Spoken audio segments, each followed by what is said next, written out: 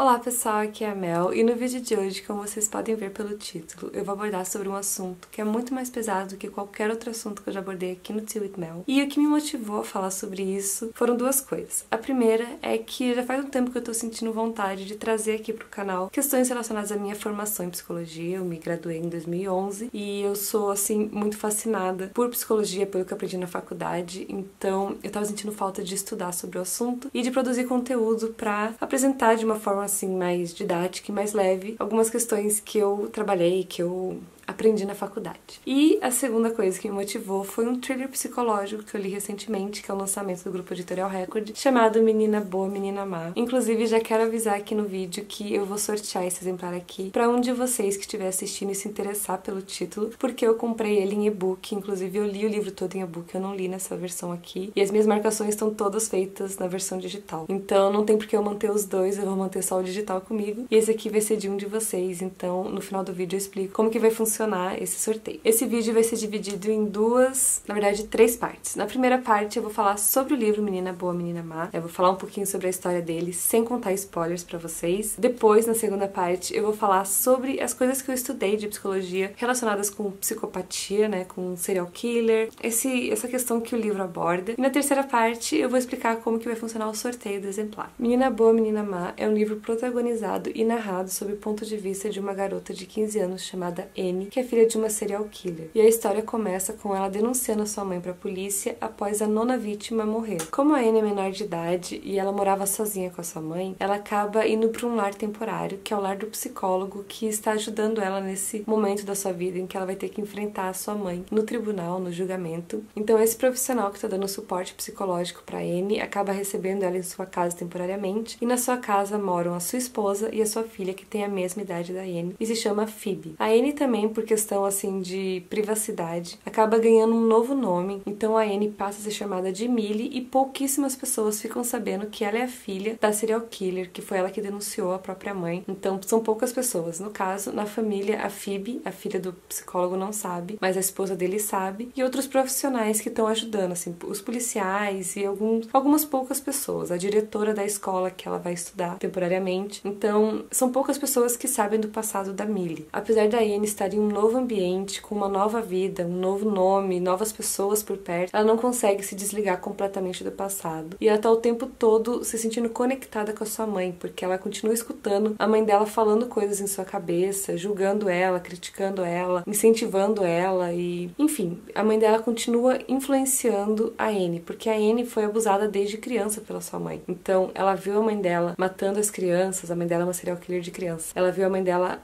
matando as suas vítimas e torturando suas vítimas, e inclusive ela era bem abusadora com a própria Annie. Então o poder que a mãe dela exerce sobre ela é muito forte, e mesmo ela estando nesse novo ambiente, nessa nova vida, ela continua conectada com a sua mãe de alguma forma e fica o tempo todo se questionando se ela é ou não igual a mãe dela, ou seja, se ela também é uma serial killer ou se ela consegue ser uma menina boa, diferente de sua mãe. Apesar da história por si só ter uma sinopse bem instigante que me deixou interessada em ler, eu confesso que o que me deixou mais animada ainda para pegar esse livro foi o fato de que a autora, a Ellie Land, ela tem graduação em saúde mental. E além disso, ela trabalhou durante uma década com crianças e adolescentes em escolas e hospitais no Reino Unido e na Austrália, ou seja, ela tem uma bagagem tanto de conhecimento quanto de experiência muito grande, e isso me deixou assim muito interessada para ler a história e ver como que ela iria desenvolver os seus personagens, e eu fiquei assim muito satisfeita. Enquanto eu tava lendo o livro, eu consegui perceber a diferença que é ler um thriller psicológico que foi escrito por uma pessoa que tem formação e muita experiência na área, do que um thriller psicológico escrito por uma pessoa que não tem graduação, tem experiência, mas não tem tanta experiência, mesmo que essa pessoa tenha contado com a ajuda de psicólogos, psiquiatras, outras pessoas dessa área. Então eu senti essa diferença e assim, eu achei que foi uma leitura muito rica, muito incrível. A construção dos personagens ficou assim muito boa. Inclusive, uma coisa que chamou muito minha atenção é que ela criou uma personagem, que é a Phoebe, que é uma personagem assim extremamente detestável. Eu acho que que ninguém que lê o livro vai gostar, assim, da Phoebe, vai achar... Os cachorros da rua começaram a latir, eu perdi a linha de raciocínio. Mas estávamos falando da Phoebe. A Phoebe é uma personagem que é detestável. É uma personagem, assim, que faz bullying com a Millie o tempo todo. Ela não é nem um pouco receptiva. Ela não sabe da história do passado da Millie, mas ela não está receptiva para receber ela, tanto no seu lar quanto na sua escola, na sua vida em geral. E ela está disposta a tornar a experiência da Millie, nesse novo momento da vida dela, um inferno. E ela meio que consegue fazer muitas coisas, assim, bem chatas. E isso torna ela uma personagem, assim, extremamente chata, extremamente detestável, desprezível. Só que a autora também, ela mostra um pouquinho da história da vida da Phoebe. E se você parar pra prestar atenção, né, nessas questões que ela aborda, a gente consegue entender por que a Phoebe é assim. Isso não justifica os comportamentos dela, mas explica. Isso que a autora trabalhou com a Phoebe, ele explica por que ela tem essas reações em relação a Millie. E eu achei isso muito legal. Inclusive me fez ter menos raiva da personagem, porque é difícil você ler e não se irritar com ela, com as coisas que ela faz. Mas analisando por essas questões, por esses pontos que ela soltou ali do passado da Phoebe, eu consegui ver a Phoebe por um outro olhar. Como eu mencionei no começo do vídeo, esse livro ele é todo contado sob o ponto de vista da Anne, então é como se a gente estivesse dentro da cabeça dela, escutando os pensamentos dela. No começo isso me incomodou um pouquinho, eu demorei um pouquinho pra conseguir me conectar com a história, mas depois que isso aconteceu, a leitura fluiu muito rápido. É uma leitura assim muito envolvente, você quer muito saber o que vai acontecer, se a Anne é ou não igual a mãe dela. Então, apesar dessa pequena dificuldade que eu tive no começo, depois simplesmente foi a leitura. É um livro, assim, que é envolvente e é muito interessante, muito rico. O final do livro não é surpreendente, ele é até meio que previsível, mas é um final que fecha muito bem a história. É o final que eu tava esperando que acontecesse e que eu fiquei satisfeita por ter acontecido. Então, não espere um thriller com um grande plot twist ou com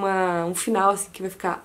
porque não. É um final previsível, mas é o final que eu acho que fecha muito bem a história. E agora começa a segunda parte do vídeo, que é onde eu vou falar sobre esse questionamento que fica perseguindo a Millie o tempo todo, né? A Anne/Millie, de que ela é filha de uma serial killer. Isso faz com que ela já tenha o seu destino traçado, ela vai ser uma serial killer por ser filha de uma, ou se ela tem a possibilidade de ser uma menina boa, apesar, né, da experiência que ela teve com a mãe dela. A primeira definição que eu quero trazer para esse vídeo é uma definição da criminologia, não da psicologia, que é o que é serial killer. Então, serial killer é um indivíduo que comete uma série de homicídios durante um período de tempo com uma diferença de pelo menos alguns dias entre uma vítima e outra. Esse intervalo de tempo de diferença de alguns dias entre uma vítima e outra é o que diferencia o serial killer do assassino em massa, que é o indivíduo que mata uma série de pessoas, várias vítimas, mas em questão de horas. Uma outra questão, ainda em relação ao serial killer, é que alguns profissionais dizem que tem que ter pelo menos 3 vítimas para ser considerado serial killer, outros dizem que tem que ter no mínimo 4, mas há alguns profissionais que dizem que tendo 2 vítimas já pode ser considerado um serial killer. Agora que eu já falei a definição, vou falar algumas características dos assassinos em séries, como por exemplo, são pessoas extremamente manipuladoras, extremamente controladoras e sedutoras, então elas conseguem seduzir a sua vítima para acreditar nela e acabar virando sua presa. Eles demonstram pouco ou nenhum remorso pelas consequências dos seus atos. Inclusive, eles culpabilizam a vítima por ter caído na deles. Então, a culpa da vítima que não foi inteligente o suficiente para não cair nessa. E eles têm um estilo de vida extremamente arriscado e impossível. Uma questão que é muito abordada quando se fala sobre esse tipo de crime, sobre esse tipo de assassino, é a falta de empatia. Então, falam que eles são incapazes de sentir empatia, ou seja, são incapazes de se colocar no lugar do outro. Por isso, eles são tão frios e tão terríveis quando cometem os seus crimes. Mas também já foi levantada a questão de que eles têm sim essa capacidade, eles são sim empáticos e eles aproveitam isso para tirar o pior da situação, que é o que dá mais prazer para eles. Então, por eles terem empatia, eles sabem o que é humilhante, o que vai causar dor, sofrimento na sua vítima e exploram isso pro seu prazer. Então, o serial killer, quando ele tá cometendo aquele crime, ele tá cometendo porque ele tira prazer daquilo, é algo prazeroso para ele. O controle que ele tem sobre a sua vítima, sobre a situação, é algo que é muito gratificante, que dá muito prazer pro assassino. Então ele se aproveita o máximo da situação para ter a maior satisfação possível daquilo. Então essa é uma questão que eu achei que ia ser legal trazer aqui pro vídeo, porque ela não é tão falada, mas é uma questão que faz com que a gente pense sobre o assunto sobre uma nova perspectiva. Essas características que eu acabei de mencionar, como arrogância, manipulação, ausência ou pouco remorso das consequências dos seus atos, estilo de vida arriscado e impossível, entre outras características que eu não citei, ou até que eu citei citei, mas que eu não lembro agora pra enumerar. Essas características, elas fazem parte do transtorno da personalidade antissocial. E agora eu acho muito importante destacar aqui uma coisa. Serial killer tem transtorno da personalidade antissocial, mas quem tem transtorno da personalidade antissocial não necessariamente vai se tornar um serial killer, ou um criminoso, seja um criminoso que rouba ou que faz crimes maiores como assassinato. Serial killer é antissocial, mas nem todos os antissociais se tornam criminosos. Isso é muito importante. Para uma pessoa receber esse diagnóstico de transtorno da personalidade antissocial, ela tem que apresentar uma série de características, ela tem que preencher vários quesitos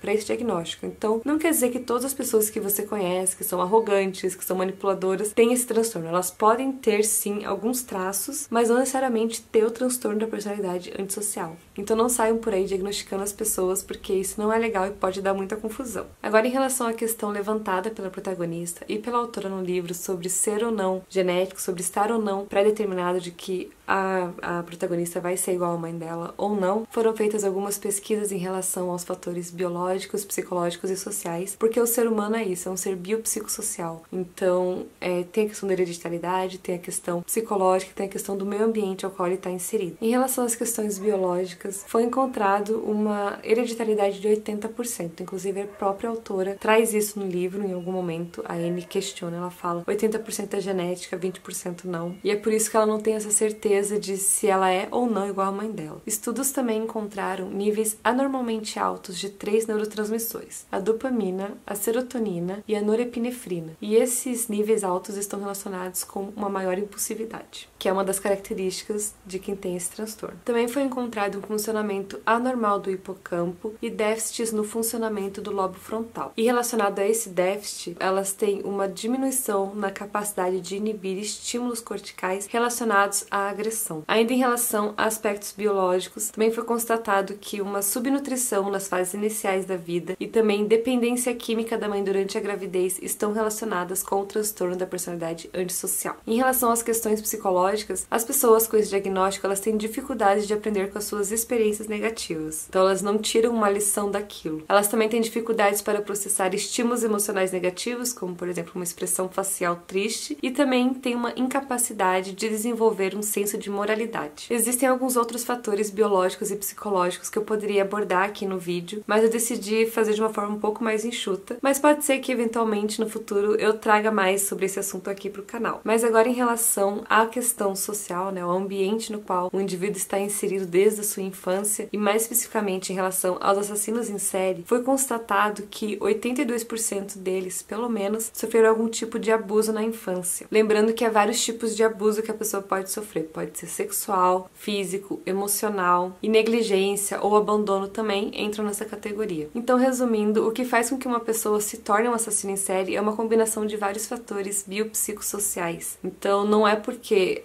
uma pessoa é filha de um serial killer, é primo, irmão de um, que ela com certeza vai se tornar um. São vários fatores envolvidos para fazer com que a pessoa se comporte dessa forma. Eu espero que vocês tenham gostado do vídeo, da forma com que eu abordei o assunto. Eu pretendo trazer mais vídeos nesse formato aqui pro canal, então eu espero muito que vocês tenham gostado. Se vocês gostaram, lembre-se de dar o like, que isso é muito importante, faz muita diferença, e compartilhar e comentar também. E agora, falando sobre esse exemplar aqui que eu vou sortear para vocês. Se você tiver ficado interessado pela história e quiser concorrer a esse exemplar aqui, eu vou deixar na descrição do vídeo um formulário, você preenche o formulário, e o sorteio vai ser feito no domingo, dia 2 de setembro, lá no meu Instagram, no TeaWithMel, então fiquem de olho que eu vou postar por lá o resultado. E é isso, gente, eu espero muito que vocês tenham gostado desse vídeo, que tenham se interessado para ler esse livro aqui, que tenham gostado desse formato, enfim, é isso. Até o próximo vídeo. Tchau!